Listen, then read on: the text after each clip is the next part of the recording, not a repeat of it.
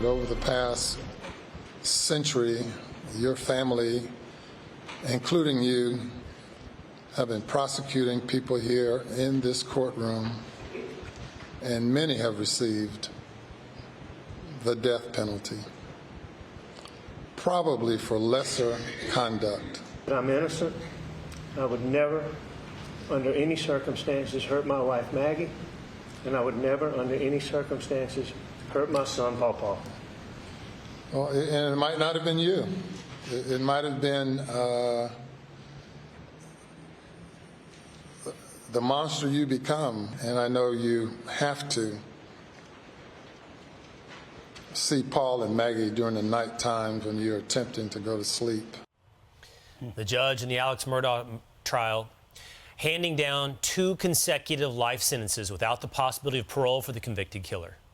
But Murdaugh's defense team vows to appeal the sentence. Here to react, Trey Gowdy, host of Sunday Night in America, former South Carolina prosecutor and author of the new book, Start, Stay, or Leave. Trey, thanks so much for being here. Congrats on the book.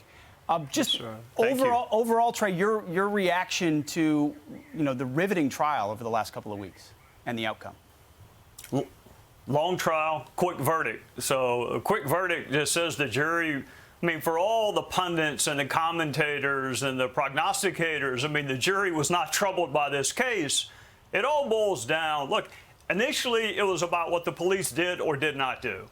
But as soon as Alex Murdaugh took the stand, it became about his believability, his credibility. And while he's a good liar, the emphasis is on the word liar.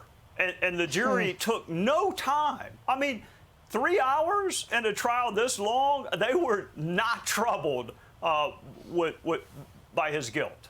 Yeah, that's so interesting because that is the question. Was it a mistake to put him on the stand? And so if you were his lawyer, would you have done that, Trey? Oh, the lawyer doesn't control that. I mean, can you imagine a worse client to have than a lawyer for a client? Good point. I promise you, Jim Griffin and Dick Harpootlian, I promise you they were begging him.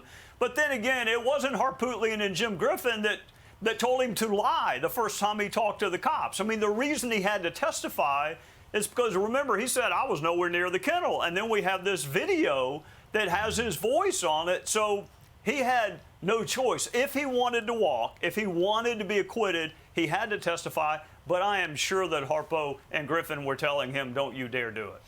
You know, Trey, an obvious liar, overwhelming circumstantial evidence. Did it trouble you at all? If you had been in that jury, did it surprise you the jury came back so quick that there was never, at least in my estimation, Trey, I want to hear your response to this, never a clear, obvious motive? Yeah, motive is so fascinating. I mean, if you and I were to sit here, I don't know, for the rest of our lives and try to come up with a motive, an explanation, a rationale for killing your wife and son, we would never be able to do it. I mean, robbery, we understand. I needed money.